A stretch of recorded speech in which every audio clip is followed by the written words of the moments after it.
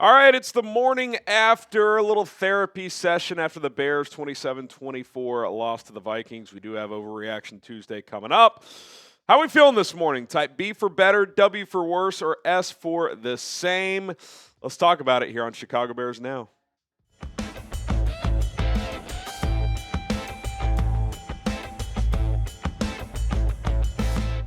I'm Harrison Graham. I've got some more reaction and some morning after thoughts after a disappointing, disheartening loss to the Vikings 27-24 in week one. You know, when you wake up after these games, sometimes you feel better, sometimes you feel worse.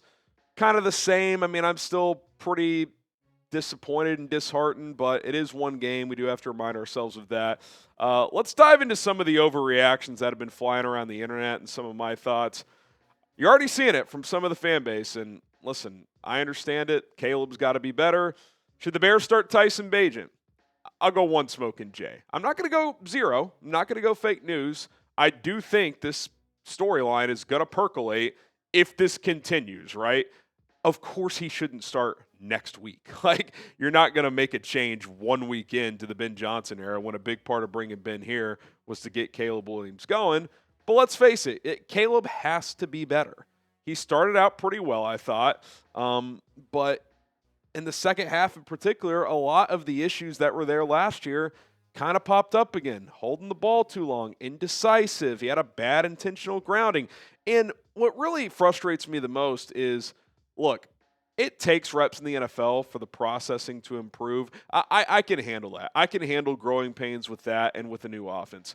But there's just certain throws where it's just like, that's just a bad miss. The 4th and 3, he's just so amped up. He throws a fastball 4 yards in front of DJ Moore. He airmails DJ Moore with about 2.5 minutes left. If he hits him, puts that ball on him and they score, you have a slight chance to get the ball back and potentially tie or win that game. We saw the good. We saw the bad. We saw the ugly. Like, it's got to tighten up. Got to have some patience. My patience is out after one game, but it is frustrating when you see a lot of the similar things. Now, I do think we saw some signs of growth. I thought he did a good job of keeping plays alive with his feet and had some nice scrambles and certainly made some good throws. He had that nice play action far half shot to DJ, hit DJ on another nice intermediate ball on the right side, had the incredible piss missile scramble drill throw to Rome on the opening drive.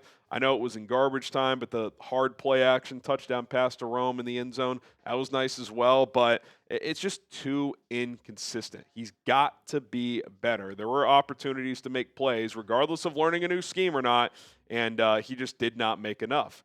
So I'm not in the camp to start Tyson Bagent. I know some people are, but this is going to be a story that's out there until he starts to tighten up and play better. All right, subscribe and join us. We will be live this afternoon on the channel. Don't know exactly what time. Usually we go live at 4. Might go a little earlier. Might do like a 2 o'clock or something. So turn on notifications. That way you know exactly when we go live on the channel. And we got you guys covered. All right, the Bears' run game stinks. It was pretty bad last night. I'll go 3 smoking J's. Caleb's scrambles did help. It is only one game. It's a tough defense, so I'm not declaring this a bad rushing attack. But for one game it was. DeAndre Swift, I thought he got going there late in that third quarter on that drive that stalled out after the Darnell Wright phantom hold. Yes, we will talk about that here in a little bit. But every time I watch DeAndre Swift, there's a couple carries a game, and listen, it's easy for me, just sitting at home watching these games, doing the watch party, saying, God, why did he cut the wrong way? But there was at least one play, and I can vividly remember one in the first half where he cut left, and it had like 3 or 4 yards. It was a fine run, but I felt like if he cut right, he might have broken one for at least, 8, 10 more yards. Who knows? Maybe more. There was just more space over there. You saw in the second half on a similar deal where the run was to the right and he had great vision and cut it back left and picked up 13. So it's just kind of like Caleb, right? But at the running back position, just inconsistent. It's like it needs to be better. Ben Johnson even admitted after the game, he said he never felt a rhythm in the run game or even calling the run game. He just could not get into a flow with the rushing attack. So that's not ideal either. Here's what I don't love also. You have 2 healthy running backs in this game. Roschon Johnson was inactive. They gave DJ Moore 3 carries, I think. give Kyle Monangai a couple opportunities. 0 carries. They threw it to him once, and he was in there for some pass pro, but that was it. Run him the ball between the tackles. That was one of my keys to victory. Challenge their interior defensive line in the run game, and they did with Swift, but they didn't with Kyle. I would like to see Kyle Monangai get some opportunities this upcoming game against the Detroit Lions.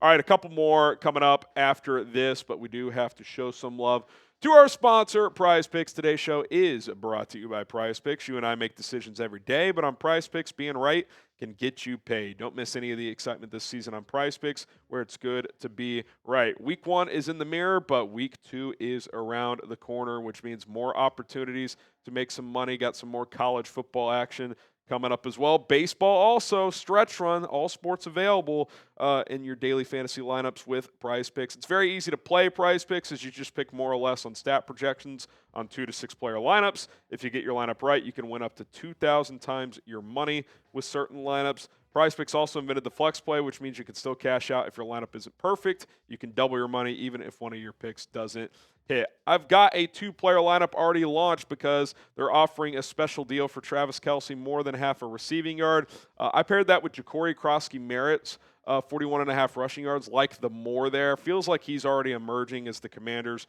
RB1. I think he had like 80 yards in week 1. So like that play there, $20 entry to win $60. Download the Prize Picks app today. Use code CLNS to get $50 in lineups. After you play your first $5 lineup, that is code CLNS to get $50 in lineups after you play your first $5 lineup. Prize Picks, it is good to be right. All right, did the refs cost the Bears the game? 2 smoking Jays. I'm not going to completely dismiss it, but I'm also not going to go just blowhard fan mode, which is something I mentioned last night. Look, the Darnell Wright phantom hold was a killer.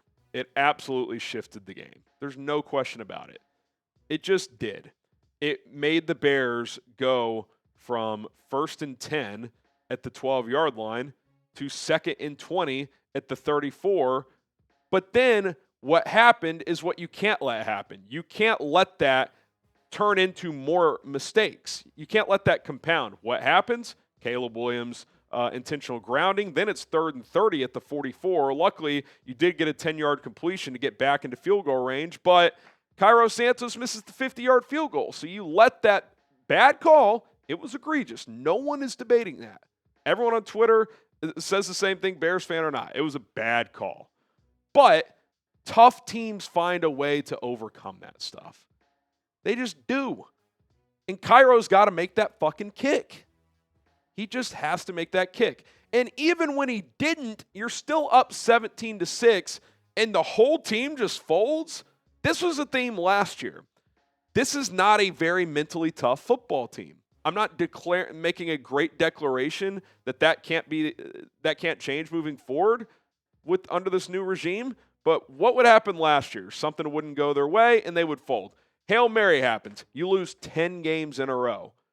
Darnell Wright, bad holding call. Missed the field goal. Defense folds in the 4th quarter, which defense was the best part of the game, so I'm not going to blame the defense. But, all 3 units just disaster after that holding penalty by Darnell Wright. You got to overcome it. You're still up 11 points after that sequence. It's not like, that the game just ended there. You still had the opportunities to win that football game. So 2 smoking Jays, it's not the end of the world.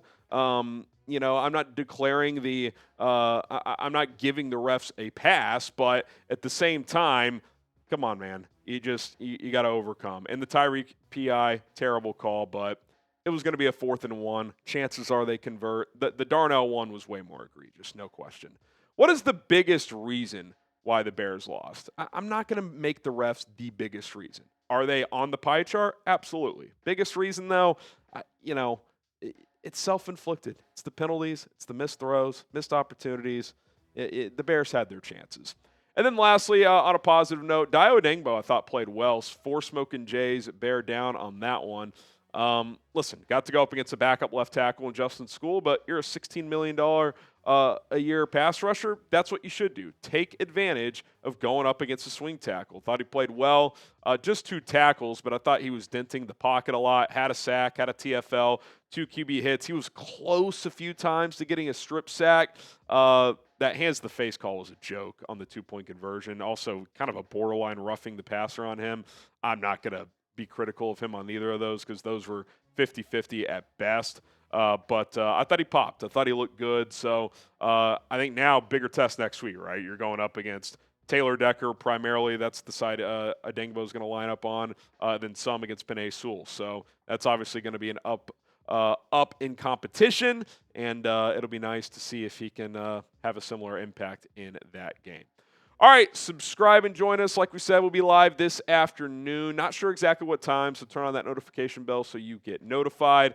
The sky isn't falling, Bears fans, but that did feel familiar. Hopefully this thing can get turned around quickly. My name is Harrison Graham. We'll see you guys this afternoon.